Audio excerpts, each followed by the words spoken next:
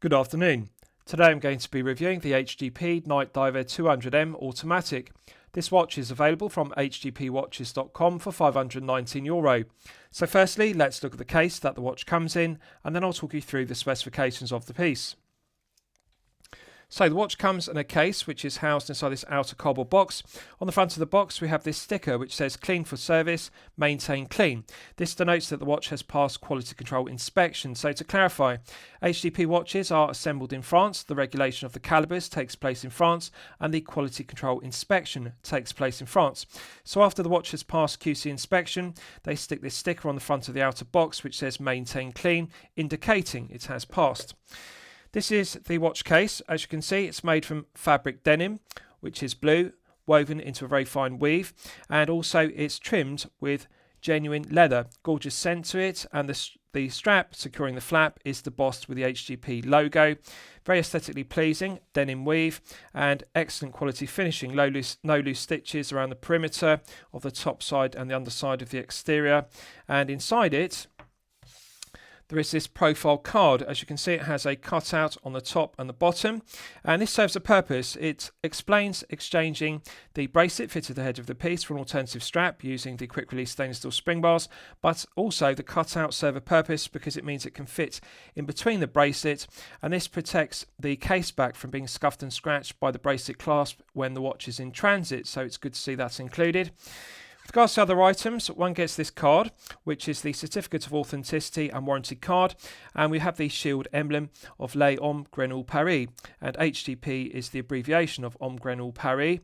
On the reverse, it details the website, hgpwatches.com, and also a direct link to the user manual, my.hgp.watch. So rather than having a printed booklet for the owner's instruction manual, alternatively a card with a QR code that can be scanned with an Android or iPhone, they simply have this warranty card and the website, which is a direct link, my.hgp.watch. That will take you to the owner's instruction manual online, detailing the operation of the movement use, which is the Seiko Caliber NH35A automatic. Also details the reference number for the piece, date of purchase, and the retailer, which is H.G.P. Good to see 2 years of international warranty, and it is mandatory. It's the industry standard for mid-tier pieces between €500 and €5,000. This is €519, therefore one expects 2 years, not 12 months, which is good. One also gets this sticker, which again has the shield emblem, Les Hommes Grenouille Paris, and very aesthetically pleasing. And one also gets this cardboard envelope, which has NSA. NSA are the manufacturer of the bracelet and also the NBR rubber tropic style strap, which comes with a piece. This contains a spare set of quick release stainless steel spring bars, which is good to see. One also gets this Hommes Grenouille Paris keyring tag, as you can see, and on the reverse it has G Monin France H.G.P, because this piece, like all H.G.P divers, has a case which is George's Monin. It's an iconic Monin 844 case.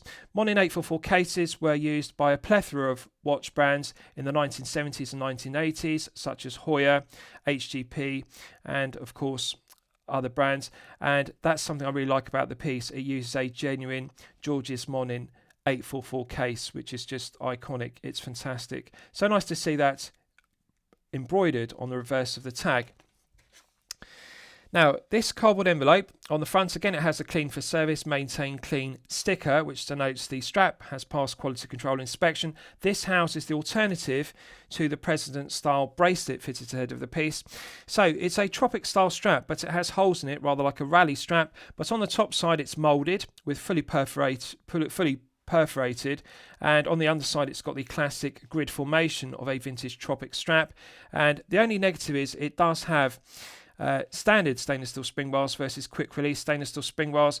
I'd prefer to see this with quick release stainless steel spring bars because that would make exchanging the bracelet for the strap easier. But as you can see, it says vulcanized, and this is made from NBR, which is nitrile butadiene rubber. So to put this into perspective, nitrile butadiene rubber, like natural rubber, is hard and therefore very robust. So to put this into perspective, it is more stiffer than silicone rubber at the other end of the spectrum, and it is stiffer than FKM floor rubber, which is a compromise between natural rubber, nitrile butadiene at one end of the spectrum, and at the other end silicone rubber. So it's stiffer than FKM floor rubber, but the benefit is it's harder and therefore more durable long term. The other benefit of NBR, nitrile butadiene rubber, it's often used in the automotive and aeronautical industries because it is ultraviolet light, chemical and acid resistant, and therefore it's particularly robust and durable in hostile environments, and therefore it's also particularly suitable for watch straps because it is ultraviolet light and chemical resistant. So although it's stiffer, it is durable, and it does look and feel similar to FKM floor rubber, albeit more stiff like natural rubber. So this is the buckle and tang side. 2 sliding keepers. The first one isn't fixed. The buckle is made from solid 316L grade stainless steel, which is brushed satin finished and then mirror polished on the edges. And then they have black PVD coated it with titanium carbide as per the case, the bezel, and the bracelet on the piece. Now, it is signed, but it's signed on the underside with the NSA emblem and also engraved with 316L, which denotes it's solid 316L grade stainless steel. I think they could enhance this. I'd prefer to see the NSA emblem engraved on the exterior, alternatively the H.G.P brand logo, because that would further enhance the piece. It's sterile on the outside, but we do have the emblem on the top left of the inside. So the bracelet and the strap is made by NSA and excellent quality. So it's not as soft and supple as silicone rubber, but of course harder and more durable, and it is harder and more durable than FKM floor rubber. More stiff, more like natural rubber. That's just a characteristic of NBR. But again, it's got the iconic classic tropic style moulding to it, both on the top side and underside, but the addition of the large circles, rather like a rally strap, does fit the aesthetic of an H.G.P piece because they made divers in the 1970s and 1960s and 1970s, and then the brand died out, and then the brand came back to life in 2019. So, excellent quality. Now, as an alternative to the 2 smaller keepers, they also include this one single keeper. So this is particularly beneficial. For example, if you have a smaller wrist and you don't need the 2 smaller keepers, you can simply use one larger keeper if you prefer it, because they appreciate some collectors prefer 2 slender keepers, some collectors prefer 1 wider keeper, particularly if you have a smaller wrist, you just need the 1 keeper, not 2. So good to see the option. Quality of the strap is excellent, quality of the black PVD coating is excellent. So that's all the items included with the piece, and as I've detailed, this piece comes fitted with a President style bracelet, but as an alternative the watch is also available on the Tropic strap, which I showed you. So with regards to the specifications of the piece, we have a 42mm case diameter, we have a lug-to-lug measurement of 47mm, a thickness of 13.2mm, and a lug width of 20mm. The President style bracelet tapers from 20mm at the lugs down to 16mm at the 2-button push clasp. So we have the perfection personified 20 to 16 taper, which I often refer to. The clasp and bracelet are made by NSA, and we have a debossed NSA emblem. NSA made watch bracelets in the 1960s and 1970s in Switzerland for a plethora of brands, including Doxa and H.G.P, and then NSA died out. NSA has since been restarted, and they have been acquired by H.G.P's parent company. So originally H.G.P bracelets were made in Switzerland, but however now they're not, although they are now owned by the parent company of H.G.P, which make their watches in France. But nonetheless, they still use the iconic NSA brand emblem from the 1960s, which is good. 2 button push triggers are recessed into the left and the right hand flanks, and we have 5 micro adjustment holes, which is excellent. Does have a vintage aesthetic. Rather than having a ratcheting micro adjustment clasp, it is a solid milled clasp, which is good. Nice heavy gauge to it, nice large bevel on the edge, which marks the transition. What I like about it is, like the stainless steel version clasp used on their beads of rice style bracelet, this does have longitudinal ribs in it which are milled into it, and it does look very aesthetically pleasing.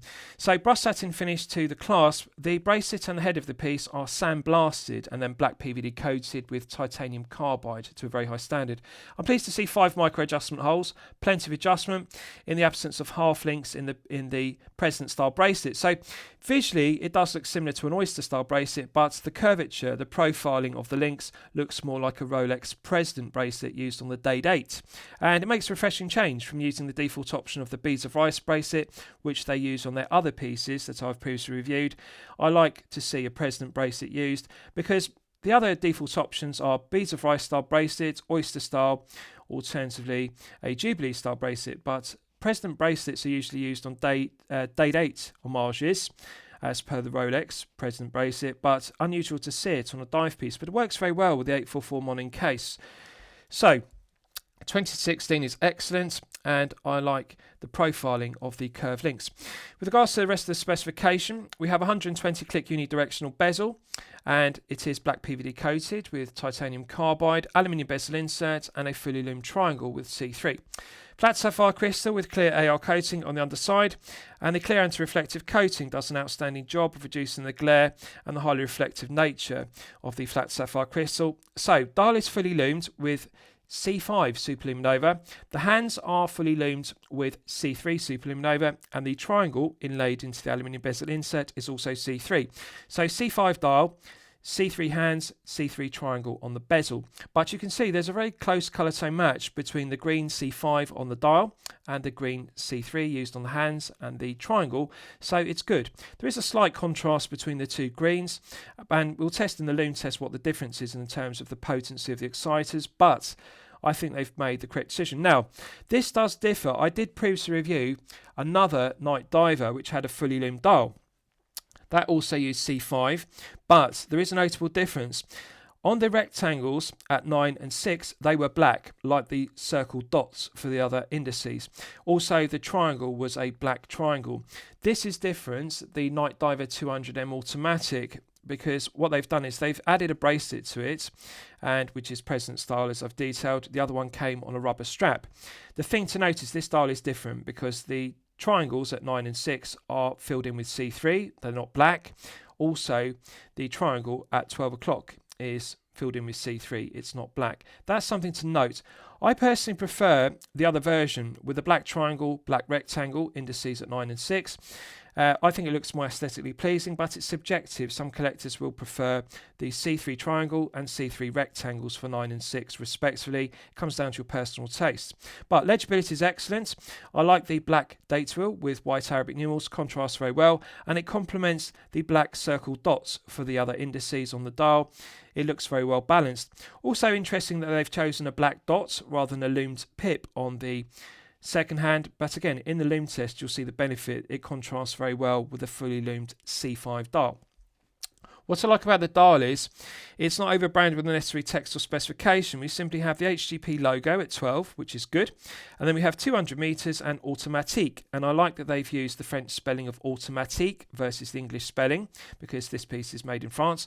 And then beneath the 6 o'clock index on the dial we have France, because of course they're right to be proud of this piece being assembled in France, the movements being regulated in France, and the quality control taking place in France. Excellent. So dial is clean. Rehaut is brushed satin finished, and it is black PVD coated with titanium carbide to an excellent standard. So they've done a very good job of the finishing of the bezel, and also inside the rehaut. Very good quality black PVD coating. Right, so let's test the bezel execution. Gear tooth profile to the bezel. So it's sandblasted and then black PVD coated. 120 click unidirectional bezel, medium resistance, very similar to a Seiko 5KX. Feels lighter than a Steinhardt Ocean 139, which is too stiff, that has too much friction. Very similar to a Seiko 5KX. Feels lighter than a Tudor Black Bay 58. Feels lighter than a Rolex Submariner Dates. The balance is very good. I like it. Doesn't feel too heavy, doesn't feel too light. Feels even all the way through the 360 degrees of rotation, which is good. Doesn't get heavier or lighter. No lateral side-side play whatsoever. No back play whatsoever. Let's just check the alignments. One more click. Perfect. The triangle perfectly aligns with the 60-minute tick on the chaptering, and also the 12 o'clock index on the dial, which is the triangle printed with C3. Excellent bezel execution. It sounds fantastic. Nice, fine, loud, audible clicks. Doesn't feel rough, doesn't feel coarse, doesn't feel gritty. Feels smooth. Resistance is medium firm, very like a Seiko 5KX, very satisfying, and I think they've got the refinement correct in terms of balance, in terms of resistance, no back play, no side play, and also perfect alignment. It's very pleasant. Let's test the screw down crown execution. So, iconic Monin 844 case, characteristic V cutout inside the crown guards. So the crown is fully recessed in the V cutout. Beautiful. This is the iconic 844 case. I regard the George's Monin 844 case as one of the greatest dive watch cases ever made. The case shape is just perfection personified. Comfort level, feel good factor, visually aesthetically pleasing. The profiling of the lugs and the profiling of the crown guards is just sublime. I like the V cutout shape and the way the crown is recessed into it. It's just the perfect dive watch case. So, coin edge crown, sterile. Now, I'm not going to be critical of this, so why not? Well, in the 1970s and 1980s, a plethora of brands such as CWC or Cabo Watch Company used it for the RN Diver, which was the successor to the Rolex 5517 Milsub in the 1980s. They used the 844 case. Hoya used the 844 case, and also H.G.P. So they all had sterile crowns. The crowns were never signed by the respective brands, such as CWC, H.G.P, or alternatively other brands that used it. So I think it is acceptable because the 1970s and 1980s Monin 844 cases also used a sterile crown. This is true to the original. Proportion is perfect. It's large enough to be grippy and tactile. You can get good purchase with one's index finger and thumb. Silky smooth. This is sublime screw down crown execution. Perfect interface between the internal thread of the stainless steel crown and the external thread of the stainless steel crown tube. Machining, build quality, quality control, tolerances are all stellar, and that's the benefit of this piece being assembled in France and the quality control taking place in France. Higher QC level than a Chinese made piece.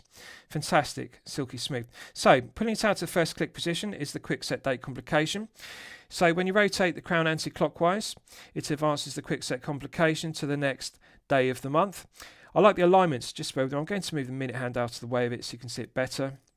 So both the single and the double Arabic numerals are correctly centered. They're not too far to the left or the right of the date window, and they're not too high or too low. The white Arabic numerals contrast very well with the black date wheel, and the font is crisp, it's high definition and sharp, it's not too thick and blurry, very legible. And I like the black frame around the date window.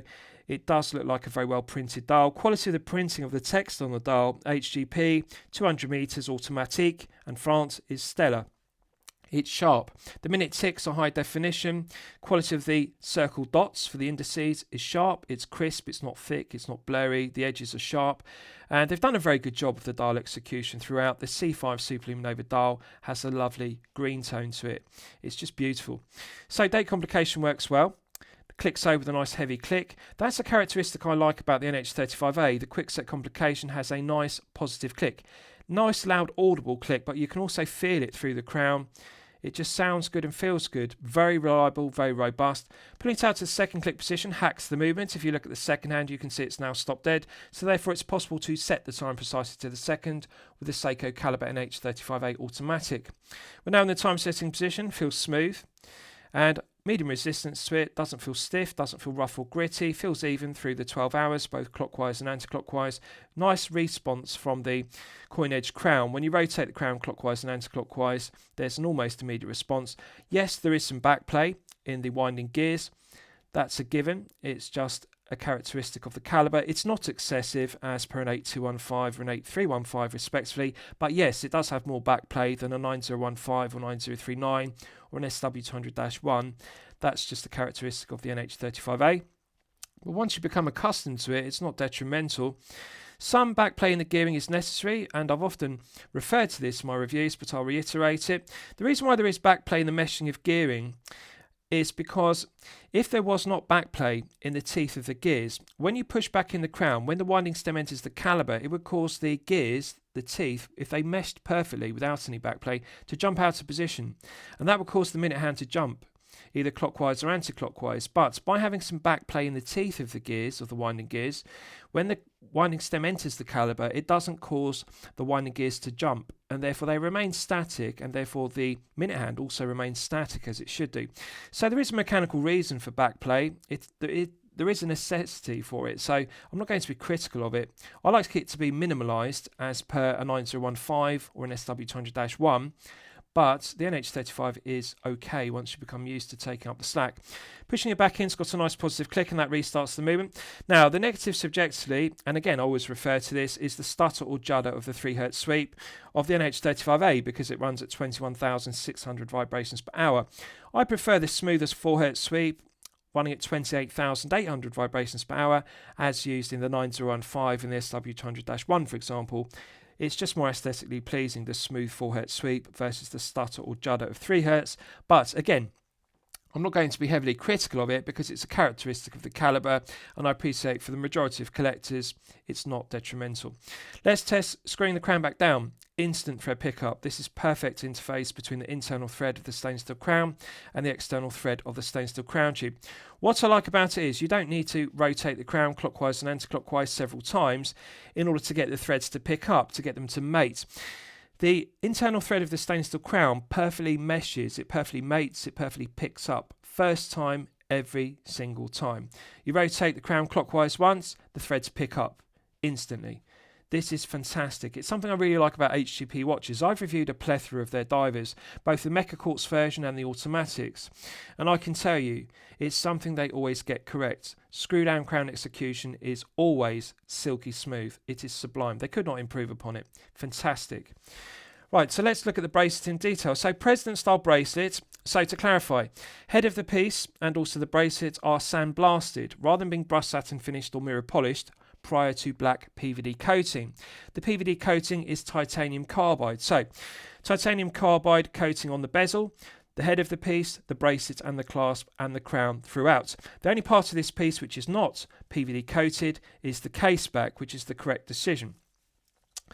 So quality of the PVD coating is stellar. Female putted end links. Now credit where credit's due here. They could have made a mistake here and used male end links. Now one has to appreciate the Monin 844 case is large. It's 42mm. We're not looking to 39 here. The lug to lug is surprisingly compact for a 42 diameter. It's only 47, so it's 1mm below the sweet spot. But had they used male end links in the President style bracelet, that would extend the effective lug to lug to be too long, even for large 8-inch wrists. So female putted end links are beneficial because the end link in the President style bracelet can pivot beneath the tips of the 844 case, and this gives a very snug fit, which I'll show you in the wrist shots. It's particularly beneficial. Even if you have a smaller 6 to 7 inch wrist, this is snug to the wrist. The profiling of the Monin 844 case, which is a masterpiece, pulls snug to the wrist for a 6 to 7 inch wrist and a 7 to 8 inch plus wrist size respectively. It's the perfect proportion case for all wrist sizes. So let's check the articulation. Female putted end links articulate freely. They don't feel stiff or kink. That's the benefit. However, negative. We do have some play. Now, it's not excessive, but we do have some lateral side to side, up and down, and longitudinal play. They need to tighten up the tolerances. One can be magnanimous about play if this were a low tier piece between €0 and €500. But we're looking at mid tier now. This is 519 on the bracelet, and it's wholly unacceptable for a mid-tier piece between €500 and €5,000 to have play in the end link. They need to tighten up the tolerances. Very easy to do because they simply increase the diameter of the spring bar and decrease the diameter of the hole drill through the centre link in the President style bracelet. That would tighten up the tolerances tighter to an interference friction fit. That would refine it, and therefore it would reduce the lateral side to side, up and down, and longitudinal play in every direction. It's okay, but there is some slight play and I'd like to see it tightened up. Now, in terms of finishing, fantastic. Sandblasted finish to the top side, underside and flanks, which gives it a nice matte finish versus a brushed satin finish with a luster or a mirror polish finish. And then they black PVD coat it. Now it looks fantastic because the black PVD coating is matte. It's not glossy and shiny. This is something they've got correct because often low tier brands and low tier micro brands and mid tier brands and mid tier micro brands, when they do black PVD coating with titanium carbide, they make a fundamental error. Prior to the PVD coating, what they do is they brush satin finish the 316L grade stainless steel to a luster. The problem with that is then when you black PVD coat it, it becomes very shiny. It looks like glossy enamel black. And it really does make the piece look like a low tier Chinese made watch as a result. But this is correct. H.G.P haven't done that. They haven't brush satin finished the bezel, the case or the bracelets. They've sandblasted everything. And sandblasting gives a more matte finish to it. The bare metal, the 316L grade stainless steel, doesn't have that luster, the longitudinal brush satin finish we're all familiar with. The sandblasting looks very matte, and then when you black PVD coat it, it looks more like titanium in terms of finishing. It's got that anthracite dull grey look to it, but in this case, of course, it's black because it's titanium carbide coated. But I like it because it gives the piece a tall watch aesthetic. If it were shiny, it would look like a dress watch aesthetic, which of course doesn't work. So it's fantastic. It's got that matte tone rather like titanium, and it does remind me of grade 5 titanium in terms of the shine of it, the sheen on it. It's not a luster, it's a sheen, but it's subtle. It's got this matte tone to the sandblasting beneath the black PVD coating. So titanium carbide looks aesthetically pleasing when it's done on top of sandblasted 316L grade, not brushed satin finished or polished. That's the point I'm making.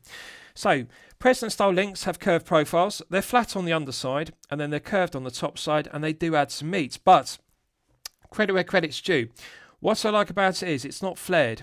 This is 20mm down to 16. They haven't used a wide flared bracelet. And for example, this doesn't taper from 22 to 18, which is the alternative industry standard. Now, with a large head of the piece like this, at 42mm, one would expect a large bracelet, 22 to 18, because 22 to 18 is often used on larger pieces that are 41, 42 and 43 respectively. On 3940 and 41 pieces, one sees the other alternative, the perfection personified 20 to 16 taper.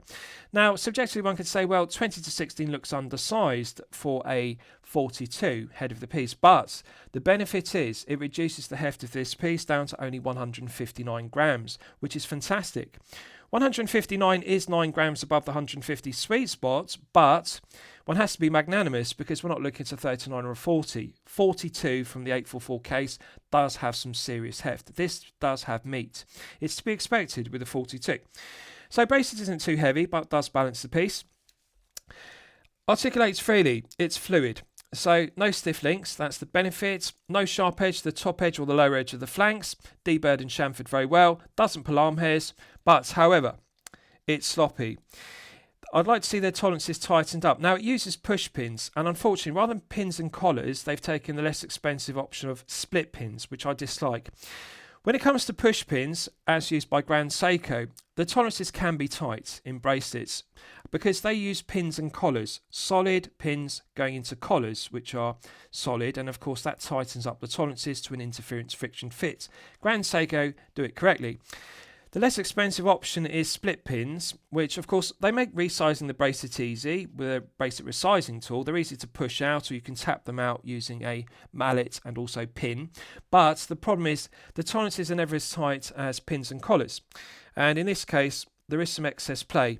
So I'd like to see it tightened up because they are capable of doing it. It's made by NSA. They make beads of rice bracelets with tighter tolerances, and those beads of rice bracelets, again, do use the same split pins, but they have less play. This President style bracelet does have more play than the beads of rice bracelets they're using on their other pieces, which I previously reviewed. So, excess lateral play, longitudinal play, side to side play in every direction, but on a positive note, articulates freely, doesn't feel stiff or kink. It is a fluid bracelet. I like it doesn't pull arm hairs, and I like there's no sharp edges on the top edge or the lower edge of the flanks. Does look aesthetically pleasing with a sandblasted finish. So let's look at the clasp in detail. So it's exactly the same as the NSA clasp used on their beads of rice bracelets. We've got the same milled ribs, debossed emblem, 5 micro adjustment holes, 2 button push triggers are recessed, heavily sprung loaded, opens freely. Good attention to detail because we've got the NSA emblem engraved and still in ox 316L. And no sharp edge to the top edge, lower edge of the flanks. Centre section has been deburred, no sharp corners. And it's sandblasted and then black PVD coated in titanium carbide. Let's check the hinge pins. Left hand hinge pin articulates freely, doesn't feel stiff or kink. Doesn't have excess play, nice and tight. Centre hinge pin articulates freely, doesn't feel stiff or kink. Doesn't have excess play, nice and tight, pleasant surprise. Finally, right hand hinge pin, which is actually a spring bar, articulates freely, doesn't feel stiff or kink. Tight, doesn't have excess play. This is an example to other mid-tier brands of how to get it correct. The tolerances are interference friction fit, as they should be. It's not sloppy, it's not loose. Left hand, centre, right hand hinge pins are tight. It's not sloppy. Closes with a nice positive click. Opens freely. Excellent. This is a fantastic solid mill clasp, and I like it closes with a nice positive click. 5 micro adjustment holes are excellent in the absence of half links. They could further enhance the fit by fitting a half link on the 6 and a half link on the 12 o'clock side of the President style bracelet, because sometimes adding or subtracting one full link from a President style bracelet doesn't give the perfect fit, but we do have 5 micro adjustment holes on the clasp that will give the perfect fit. Right, so I'll give you a wrist shots and you can see how it fits on 8-inch wrist. Now, to clarify, I am on the longest or the largest position 5 out of 5 on the micro adjustment holes in the flanks. This is its absolute limit. It's a very long bracelet. I can easily slide 2 fingers beneath the bracelet and clasp at all times. This indicates this would fit up to a very large 9-inch plus wrist size. So even around a wetsuit, which is this watch's intended purpose, even with my large 8-inch wrist, I would still remove 4 to 6 links from this bracelet for my 8-inch wrist. Needless to say, if you have a 6 to 7-inch wrist, you're going to be removing 6 to 8 links. If you have a 7 to 8-inch wrist, you're going to be removing 4 to 6 links plus. But nonetheless, there are enough removable links on the 6 o'clock and the 12 o'clock side of the bracelet to size this down to a minimum 6-inch wrist size up to a maximum 9-inch plus. So plenty of length on the bracelet, plenty of adjustment on the clasp. It just would be beneficial if they had a half link on the 6 and a half link on the 12 as I've detailed. But on a positive note, what I like about it is perfection personified taper. 20 to 16 is fantastic. Had they used 20 to 18, it would have been detrimental. Yes, visually it would have looked better balanced with the large 42 Monin case. Problem is, too much meat would mean this would be well in excess of 159 grams. Now, it's 159, but look at the length of the bracelet. It's excessive. So I think they should actually consider removing 4 links from this bracelet, because even around a wetsuit, this is going to fit an 8-inch plus wrist size. So they could shorten the bracelet, and that would reduce it to well below 150 grams, which is the sweet spot. The thing that surprised me, it feels very well balanced because it's 42 diameter. The taper is perfection personified 20 to 16, but the thing is, it actually feels like a balanced piece. The clasp isn't as heavy gauge as a micro adjustment clasp with ratcheting mechanism, and it is slender at 16mm at the clasp end, but nonetheless the bracelet actually balances the head of the piece because of the meat, the thickness of the present links. These links are thicker than the beads of rice bracelet links used on the alternative bracelets they're using. They are thicker than Jubilee style, they are thicker than flat link bracelet links, they are thicker than oyster style links. President style links do have a lot of meat, they're very thick, but actually it's beneficial. Looks good, looks aggressive, gives it a tall watch aesthetic rather than a dress watch aesthetic, but actually adds some heft to the bracelet, which is needed because you can see it's a large piece. Comfort level and feel good factor are maximised. There are 2 things I like about this piece. The first one is it's only 13.2. Now just think about that for a moment. 200 metres, flat sapphire crystal. The case back is not a deep bubble back case back. This is what I like about the Monin case. This 844, look at the curvature of the lugs. It's just a masterpiece. It's one of the best fitting dive cases I have ever experienced. I've reviewed over 500 watches on my channel, from low tier to mid tier to high tier, and I can tell you the Monin 844 case, the fit of the case is just incredible. The curvature of the undercuts to the flanks, the curvature of the top of the lugs, it's like a tonneau case. The curvature is just fantastic. The slab-sided flanks are not too deep, as you can see, like a Tudor Black Bay Heritage, for example, which has very tall, flat slab sides. So curvature is good, and although it's 42, it's actually deceptive because it wears more like a 40 or a 41.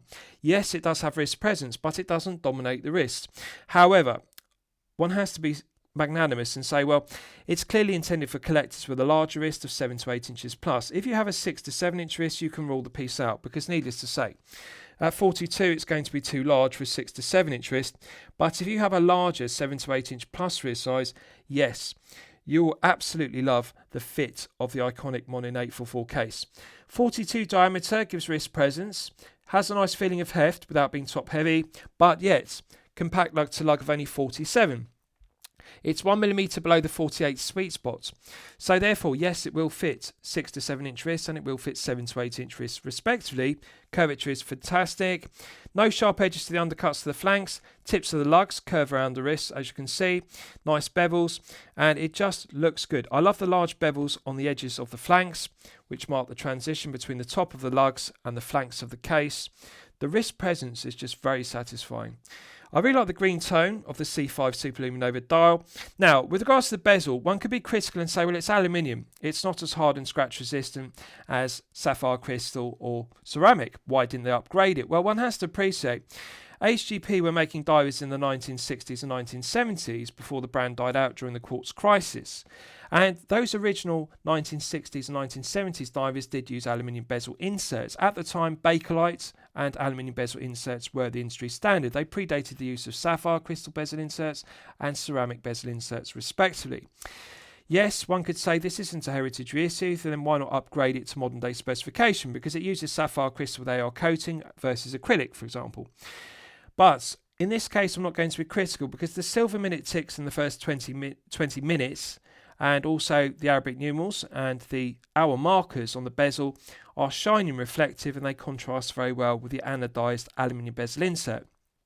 Yes, it's not scratch resistant as per ceramic, but it does give the aesthetic of a 1960s or 1970s piece. And H.G.P were using the Monin 844 case in the 1970s. So this, although it's not a heritage reissue, I do like the aluminium bezel insert because that is true to the original 844 Monin cases they were using and bezels. So looks fantastic. Feel good factor is 10 out of 10, comfort level is 10 out of 10, and although it's 159 grams, I'm not going to be critical because it has an exceptionally long bracelet. Even I would remove 4 to 6 links and it would be circa 135 to 140 grams, which is well below the 150 sweet spot. So, lack of heft is one thing I like for a 42. 13.2 thickness, again I like that. Now the other thing is, it does have a deep rehort. Usually I'm critical of that, but one has to appreciate it's an H35A powered, and of course one often sees a deep rehort. It was a characteristic of Monin 844 pieces, and the same applies to Hoya, same applies to H.G.P, same applies to CWC with the RN Diver. They all had deep rehorts, regardless of the calibers they used. And it was always a characteristic of Monin 844 pieces that they always had a deep rehort, which was brushed satin finished, and in this case they have brushed satin finished it but then black PVD coated it in titanium carbide. But although it's a deep rehort, one doesn't get the negative of a deep rehort, which is usually they're like a 360-degree deep mirror bouncing light around the dial. Because it's brushed satin finished and then black PVD coated, that reduces its reflective property. So although it's shiny, it does have a sheen to the rehort, and yes, it is a deep rehort as per an H35A, as one would expect. It's not excessive, and I actually think it complements the piece rather than looking detrimental. And I like the contrast between the black rehort, the black dots for the indices on the dial, the black handset, and it contrasting with the C5 dial and the C3 handset, and also triangle on the aluminium bezel insert. It's fantastic looking. This looks like a military issue piece. It looks like a tool watch, and it's got that vintage aesthetic due to the 844 case. And I like the black PVD coating. It really does have that mill sub style to it, that military issued look, and it really does look very aesthetically pleasing with the sandblasted finish to the bezel, the case, the bracelet, the crown, and then black PVD coated. And it's got this nice matte tone to it rather than being too shiny, as I've detailed. So they made the correct decision by not brushed satin finishing and then PVD coating. They sandblasted, then PVD coated. So one gets this matte finish rather like grade 5 titanium. Just fantastic. So very satisfying. Feels balanced, doesn't feel top heavy. 47 lug to lug is good. And although it's 42, it has satisfying wrist presence, and it is only 13.2. 13mm or below is the sweet spot to easily slip underneath a shirt cuff, so at 13.2 it's only 0.2mm. And I like that the case back isn't too deep, as you can see.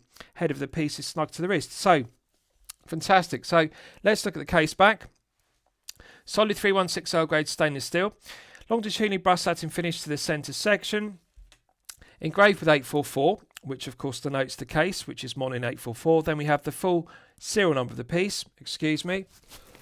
Around the circumference we have the specification engraved, and the circumference is mirror polished, milled slots to D, bird and chamfered, so no sharp edges. What I like about it is it's low profile. It's not too thick. Now often with H35A powered pieces, they have a very deep bubble back case back, which we're all familiar with. This case back is very low profile for an H35A powered piece, as you can see.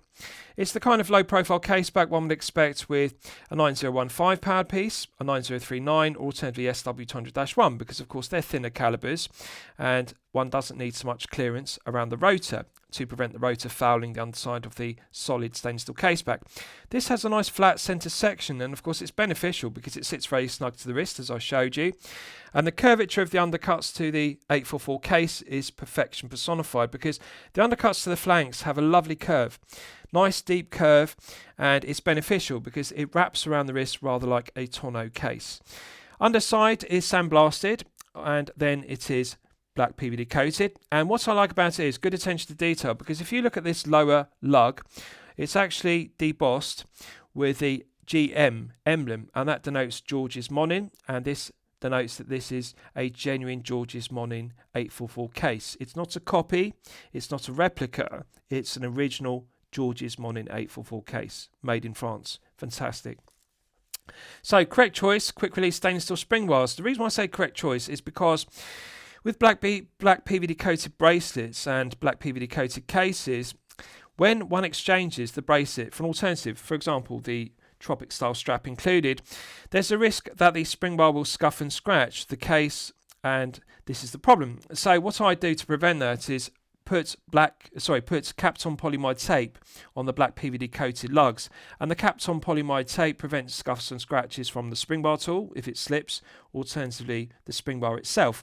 But to negate the need for a spring bar tool, they've used quick release stainless steel spring bars, so one can exchange this bracelet for the strap without using a spring bar. Therefore you're not going to slip off the spring bar and scuff the black PVD coating and reveal the base metal, which is silver 316L grade stainless steel. Excellent, but still worth using Kapton polyamide tape. So case finishing is good on the underside, case back is finished to perfection, brush satin finishing is good, mirror polishing is good, engraving isn't sharp, it's not rough, although it's high definition. Right, so let's test the Loom. So as always, I'm going to use my 100 UV LED torch to charge it up to the absolute peak. So this uses C5 superluminova on the dial, which is fully loomed, and C3 superluminova on the triangle on the bezel inset as an alternative to a Loom pip, and C3 superluminova on the handset. Right, so that's now fully charged, and as you can see, it has not disappointed. This is stellar performance. So we're clearly looking at 5 to 6 layers on the C5 superluminova dial, and 5 to 6 layers on the handset of C3, 5 to 6 layers on the triangle, the rectangle indices at 9 and 6 respectively, and 5 to 6 layers on the triangle, which is inlaid into the aluminium bezel insert.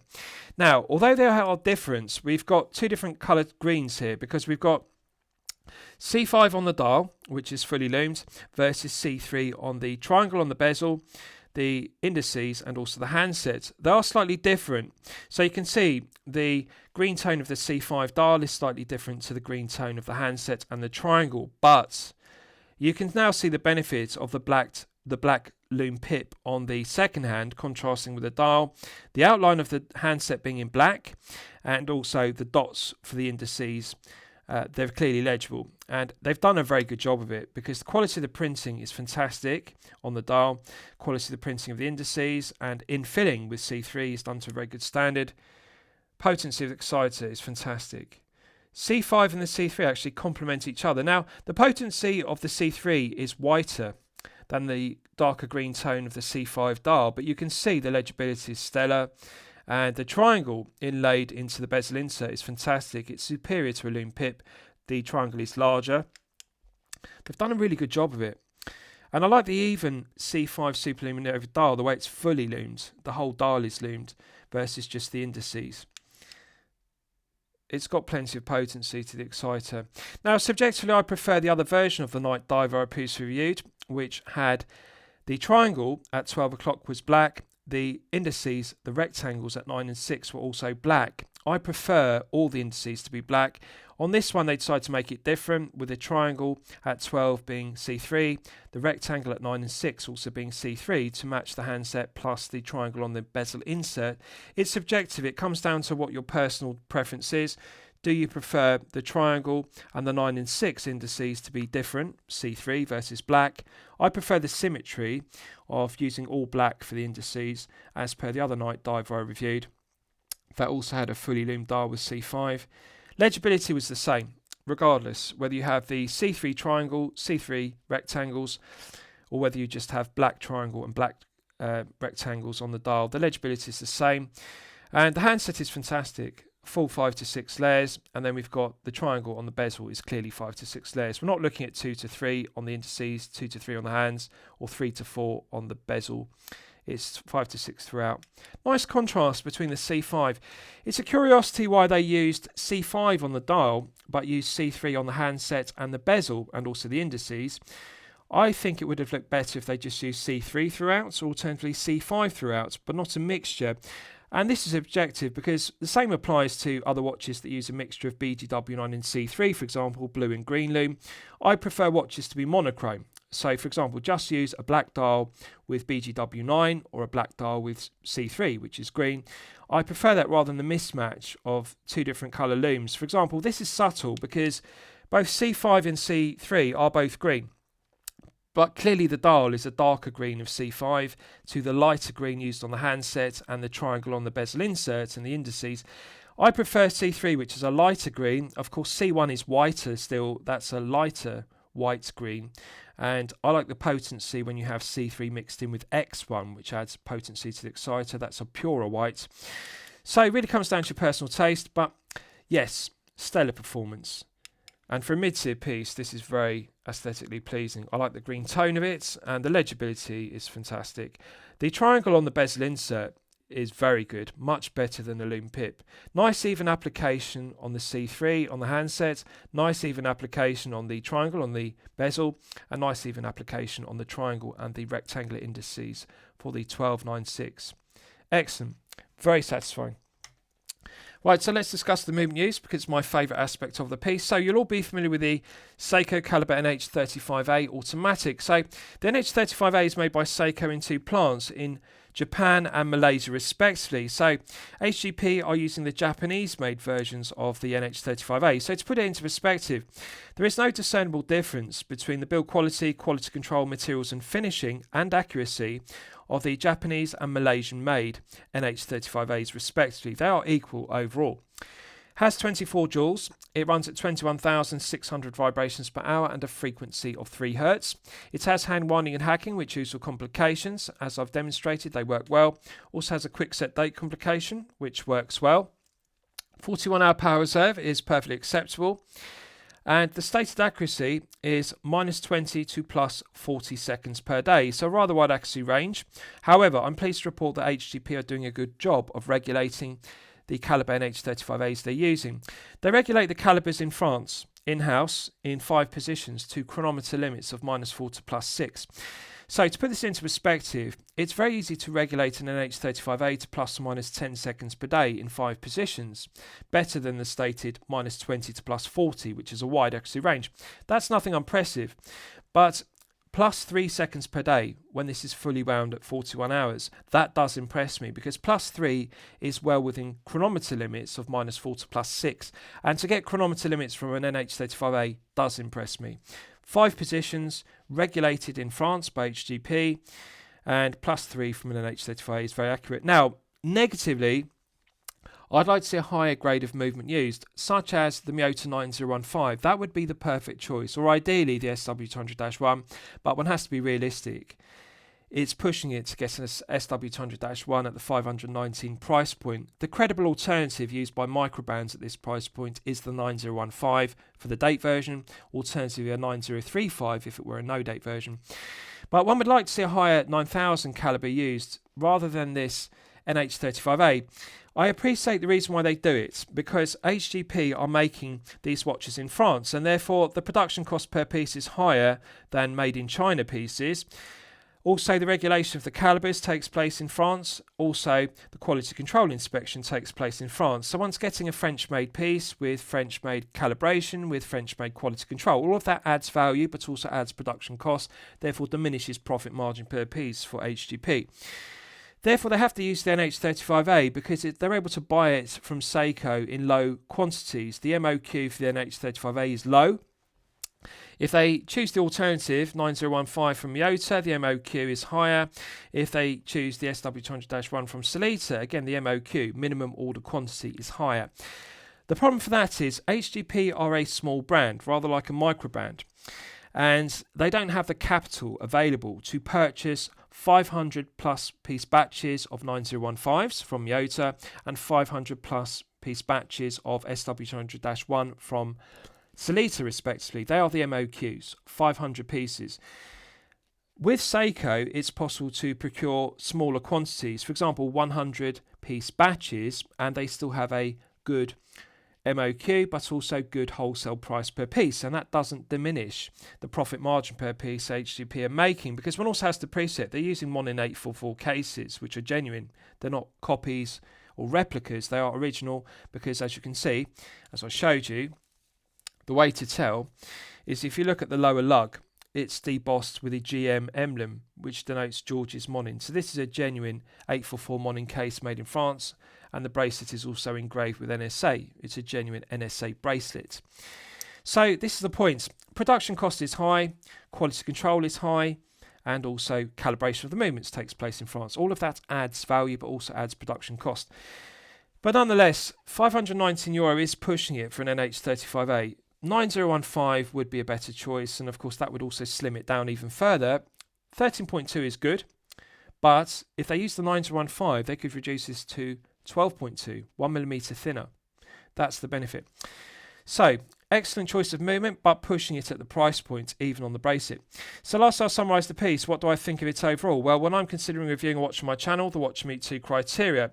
It should be both excellent quality and excellent value at the respective price point. So, mid-tier piece, mid-tier is €500 to €5,000 respectively. At €519, it is at the lower end of the mid-tier, but it is mid-tier nonetheless. I'm going to declare it good quality, and I'm going to declare the value as okay.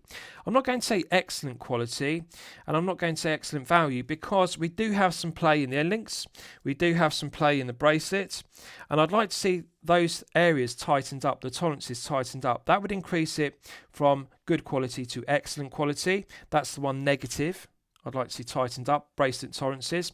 But other than that, no QC issues whatsoever. Bezel execution is stellar. Screw down crown execution is stellar. The thing that lets this piece down is the movement. The NH35A is a reliable, well-proven workhorse movement, but it's really suitable for €300 price point pieces. When one gets to 519, it has to be the 9015, 9039 or SW200-1. So that's what I'd like to see, the upgrade. Then I could upgrade it from good quality to excellent quality. Value can only be okay because of the caliber. It's limited by the NH35A. I cannot say excellent quality and excellent value. I can't say good quality and good value with an NH35A at 519, because this does face some stiff competition from microbrands at €519 price point. They are using higher grade calibers such as the 9015 and the 9039, and I'll use the Trasker Freediver as an example. That's a higher grade caliber. So really, I think H.G.P are pushing it. On a rubber strap at the €300 price point, yes, one can be magnanimous and say NH35A is okay, or alternatively the Mecha Quartz version, they're using the VH31. That's okay at 300. But at 519, even on a bracelet, it has to be a higher grade. 9015, 9039, SW200-1. Alternatively, they could use a less expensive option, the Soprod caliber P024, because that's less expensive than the SW200-1. But nonetheless, a Swiss caliber. So that's the point I'm making. I have actually recommended that to H.G.P, that they upgrade to using the SW200-1 or the P024 versus, or alternatively, the 9015 and 9039 as an alternative to the NH35A, which they're currently using. But due to the aforementioned MOQs and wholesale price per piece, they can't do it. They just don't have the capital available at the moment to do that. So, good quality, okay value. I'm going to highly recommend it to you for consideration. I hope you've enjoyed my review of the H.G.P Night Diver 200M Automatic. Please feel free to post your own comments below the video. Thank you for watching.